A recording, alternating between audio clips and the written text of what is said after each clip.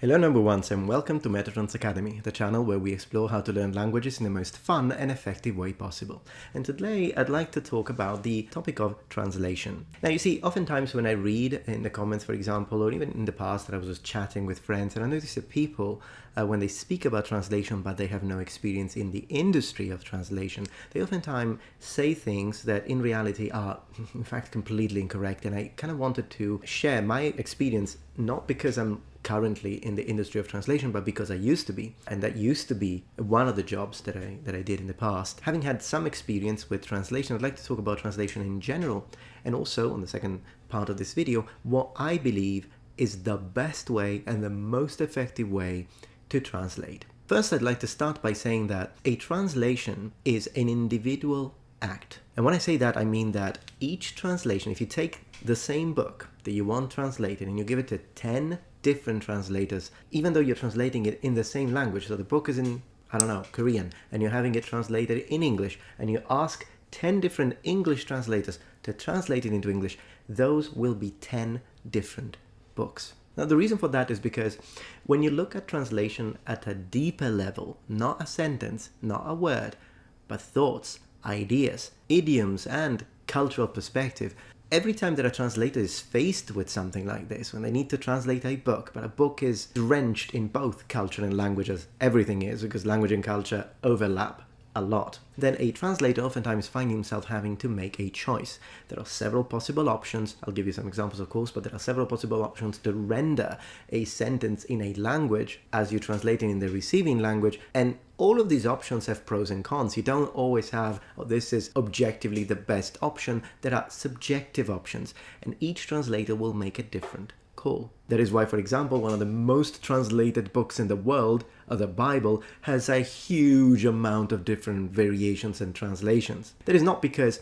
one is the good translation and the others are bad translation, but it is because, once again, the act of translating is a subjective act. And the quality of the result of a given translation project depends not only on the language skill of the translator, but also on his cultural understanding, historical background, and a plethora of other factors we'll mention. Let me give you an example so we know what I'm talking about. Let's say that you've been given the task to translate a sentence, and in this sentence you have the following description. A woman was told that her friend had died, and as a way to respond to this suffering, she was pulling her hair. Now, this is something that I think as Western people we can all understand. Okay, she was suffering, she was in distress, so she started pulling her hair because she's suffering. Here's the problem. When you're tasked to translate this into a foreign language, you cannot assume that physical body language and gestures will automatically transfer into the receiving language. For instance, there are cultures where pulling your hair is a sign of joy, whereas if you want to represent distress with your body language, you do it by beating your chest. So, as a translator, you now have to make a choice. Are you going to be faithful to the story in the original language and describe the event exactly as they are, even if this can mean a complete misunderstanding from the reader in the receiving language? In other words, you translate letter by letter and you tell them that the character is pulling their hair, even though in the receiving language that makes absolutely no sense. In fact, it might lead to a misunderstanding. So, choice 1, stay faithful to the description of the events. Choice 2, you adapt it. So you choose adaptation.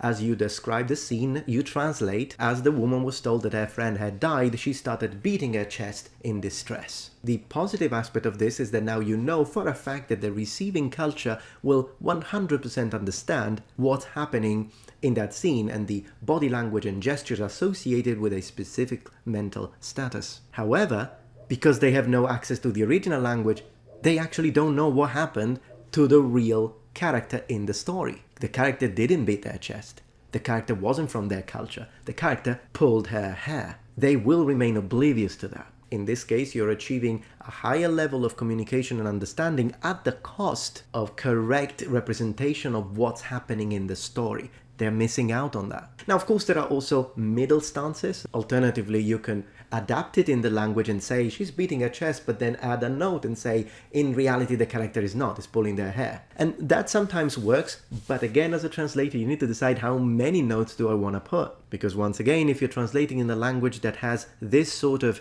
situations over and over again, well, you'll have to make a lot of choices. For instance, if you're translating from Old Norse, well, they described the sun as being red, gold was red, raven were described blue, and Africans were also described blue.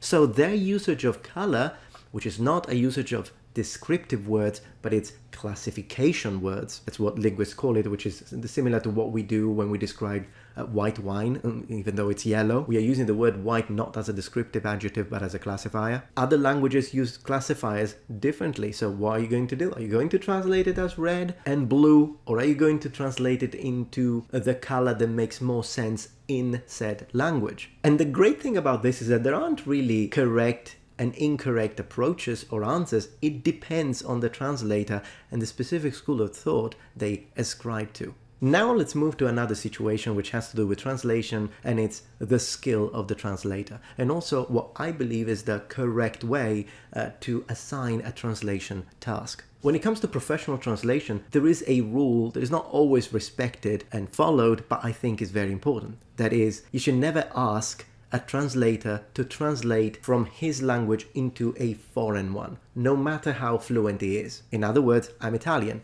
so if I were to accept a professional translation job, I would translate from English into Italian, from Japanese to Italian, from Mandarin to Italian, but I wouldn't do the opposite. That is because even if you have someone who is extremely fluent in the language, if the receiving language that he's translating into is not his first language, the quality of the final product might suffer from it. The exception to this rule are actual pure bilingual people. Also, when it comes to the skill of the translator, if I was asked to translate a book about medieval armor and weapons, then fantastic. I mean, I'd jump into it. I mean, I wouldn't because I don't have the time right now, but I would when it comes to how confident I feel with the vocabulary involved. But if I was asked to translate a legal book, if I was asked to translate a book of economics, honestly, that would be a problem because I don't know anything about those subjects. So my ability to choose the best words to represent complex sentence structures into the receiving language might lack because I don't have at least an overall understanding of the subject at hand. Of course, it doesn't make it impossible. You have specialized dictionaries, but it's also why there are translators out there whose wages are much higher because they are fully trained in, say, legal English, business English, scientific English, because maybe they also have a degree in biology. With that being said, as the last subject of this video, I want to talk about what in my opinion is the best way to translate anything, whether it be a book, a video game, you name it. That is the team approach. In my experience, when I was working as a translator, I noticed that my absolute best works were the ones done as a team. For instance, we had a little team when I was living in Japan.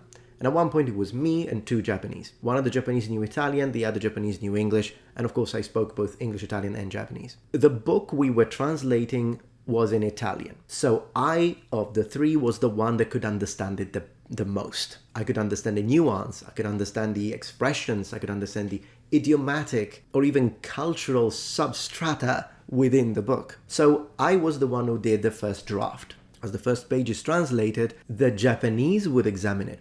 And then they would increase the quality of what I was translating because they could say, we wouldn't say it like this, we would actually say it like this, or, oh, I know exactly what you mean, we would use this idiom instead. This sort of proofreading really generated, I think, some of my best work of the time. I think I was in my late 20s, early 30s. So to me, the best way to translate is teamwork. Of course, it would be more expensive because you need to pay more translators, but I think that that's even better than bilingual translators. And that is because it's great to also exchange ideas and try to find what the best way is to render a passage, taking into consideration the historical context and the cultural background. Anyways, this was just a little video where I wanted to share with you my ideas and opinions when it comes to the field of translation. Of course, this is just a very superficial approach. We can go deeper if that's something that you're interested in, and maybe look at actual whole series of interesting situations whereby you need to make a decision. What would you do? And we can make it into a little interesting quiz, game, and then even poll. Well, let me know in the comments below. And as always, thank you for joining Metatron's Academy.